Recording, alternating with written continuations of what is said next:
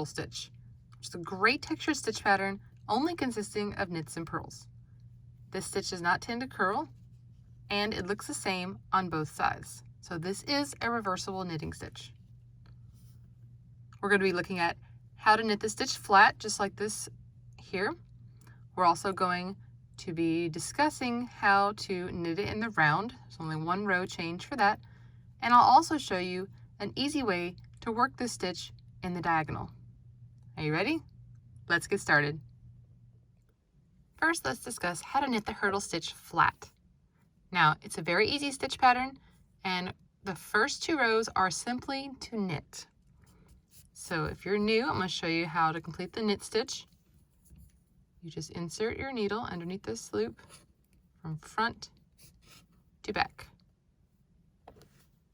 Take the yarn, wrap it around, pull it through, and slide the original loop off the needle.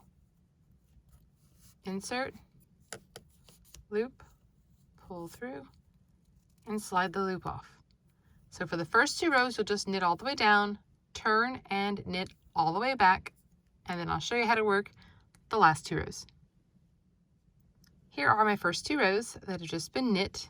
It looks kind of weird at first when you're getting this point, but don't worry, this is how it's supposed to look. Now the next 2 rows, so our rows 3 and 4, are also repeat rows, and they're going to be a knit 1, purl 1 rib. So you knit 1, just like before. And now we're going to purl 1. So first you have to take the yarn and bring it to the front, in between the 2 needles. That's something that got me when I was new. It was like, how do you bring it to the front? Well, you have to always go in between the needles. And now instead of inserting from front to back like this, you're going to insert from back to front. And then yarn over around the needle, pull through, push the loop off, and then go back to knit. So you'll bring it in between the needles, knit 1. Oh, I split my yarn there.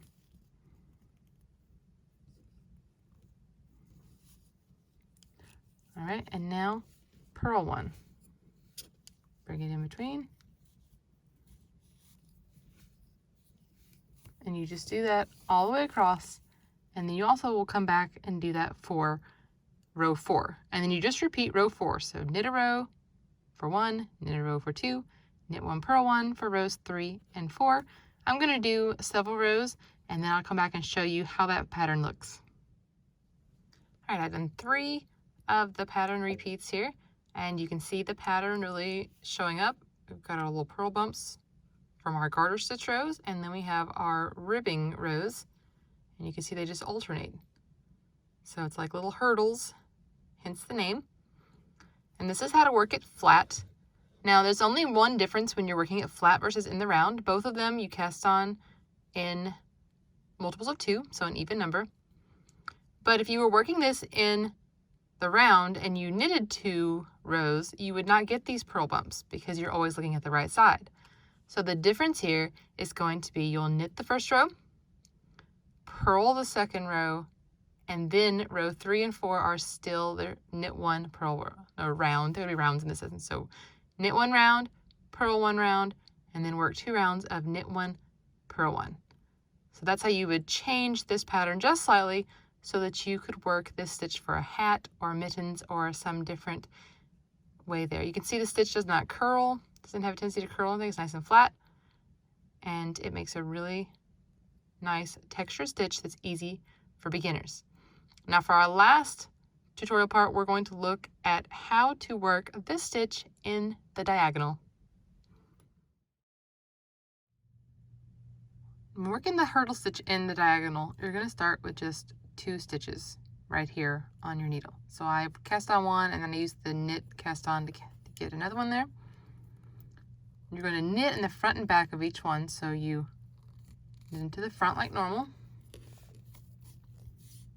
and then pull it to give you some slack here, and insert your hook into the back of the stitch as well. Pull that through, And now, once you slide that loop off, you have 2 stitches on your needle instead of 1. So again, you'll knit in the front, pull it all the way around, knit in the back. So you're going to be using that technique quite a bit. So there you have your first row. I don't like the way my slip knots always tend to make a little bump there. So there's our first one. For row 2, you're just going to knit. So that's easy enough. However many stitches we have. So right now we have 4. I'm just going to knit these 4.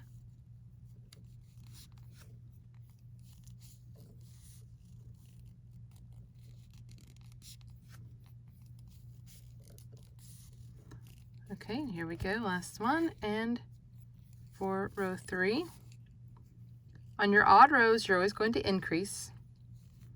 So here we are in an odd row. You're going to knit front and back every time you're increasing for an odd row.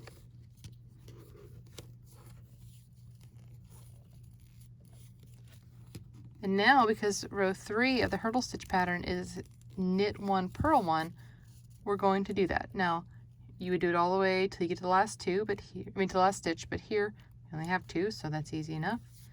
Knit 1, purl 1, knit front and back into the last.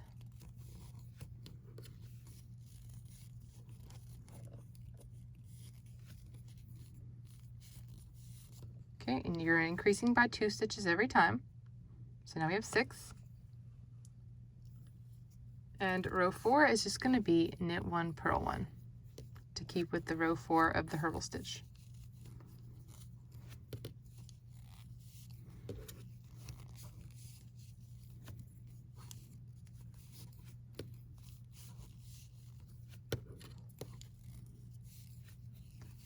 Now rows 5 through 8 will be our repeat rows. This was just to get us set up here on the end, and then we're going to have our repeat rows.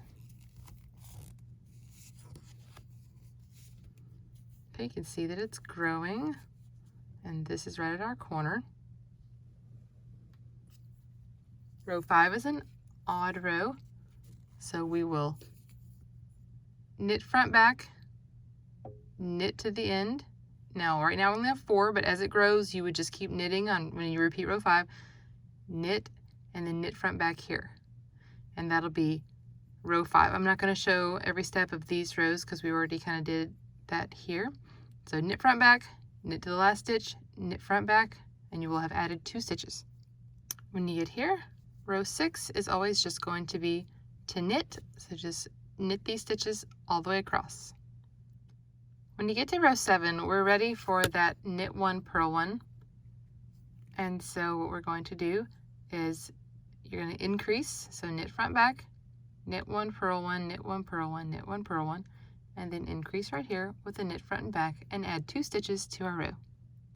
And finally, for our last increase round, which is row 8, just knit 1, purl 1, knit 1, make sure they line up. So these are the ones we knit front and back, so to kind of ignore those, but you'll knit, purl, and then you'll look, this is a knit stitch because the V faces you, and then the purl bump is right there. Knit, purl, and then you'll repeat rows 5 through 8 to make it as wide as you want. I'm going to repeat it 1 or 2 times, and that way I can show you how to decrease. So work rows 5 through 8 as long as you would like, so as wide as you want it to be. Obviously, I'm going to keep mine short here. I just repeated it 1 more time. You can see those same bumps that we had in our piece right here, just on the diagonal. And now we're ready to decrease. So make sure you end with row 8 or your pattern will not line up on that. So you make sure you just do 5, 6, 7, 8. And now we're going to decrease. So the way we're going to do this is we're going to start with a slip, slip, knit here in the end, and a knit 2 together over here, and that slants the stitches at 2 different angles so that they go towards each other. Here's how you work a slip, slip, knit. This is my favorite way to work one. Slip 1 knitwise, slip 1 purlwise, Now insert your left needle back just like you're knitting and knit them together. I have found that slipping the first one knitwise makes it look neater, so that's the way I do mine. Now we're going to knit across to the last 2 stitches. And the decrease portion is just repeating rows 1 through 4, so we'll work these together. So just knit all the way across. It's another reason I didn't make mine super huge, so that you wouldn't have to watch me knit 5,000 stitches. But if you were making something like a baby blanket or something, obviously, you would have a long amount to go across. Here we are down to the last 2 up there, and when you knit 2 together, you simply insert your needle into both and then knit them like they're 1 stitch. Okay, and that decreases for us. Row 2, you're simply going to knit back across this way. Just knit each stitch for row 2. Now for row 3, we need to decrease again. Just like before, our stitch count where it changes is on the odd rows. So slip, slip, knit.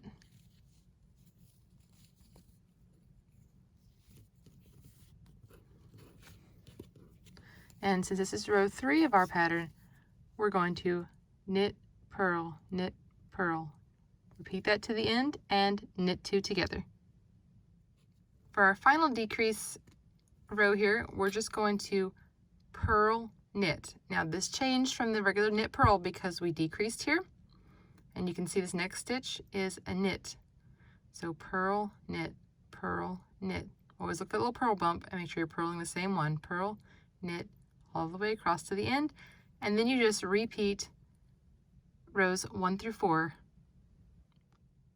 Now eventually you'll get down to where you have 4 stitches. This was I just did row 2 where I knitted across.